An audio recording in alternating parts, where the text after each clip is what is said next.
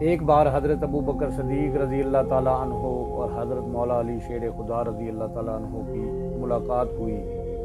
تو حضرت ابو بکر صدیق رضی اللہ تعالیٰ عنہ مولا علی کو دیکھ کر مسکرانے لگے۔ حضرت علی المرتضیٰ نے پوچھا، آپ کیوں مسکرا رہے ہیں؟ حضرت ابو بکر صدیق رضی اللہ تعالیٰ عنہ نے فرمایا، میں نے رسول خدا صلی اللہ علیہ وآلہ وسلم کو یہ ارشاد فرماتے سنا کہ پل صراط سے وہی گزرے گا اور جنت میں وہی داخل ہوگا جس کو علی المرتضیٰ تحریری اجازت نامہ دیں گے۔ یہ سن کر حضرت علی کرم اللہ وجہ الکریم بھی مسکرا دیے اور کہنے لگے، کیا میں آپ کو رسول صلی اللہ علیہ وآلہ وسلم کی طرف سے آپ کے لیے بیان کردہ حکم یا خوشخبری نہ سناؤں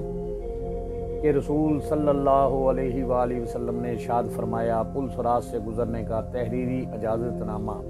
صرف اور صرف اسی کو ملے گا جو ابو بکر صدیق رضی اللہ تعالیٰ عنہ سے محبت کرنے والا ہوگا۔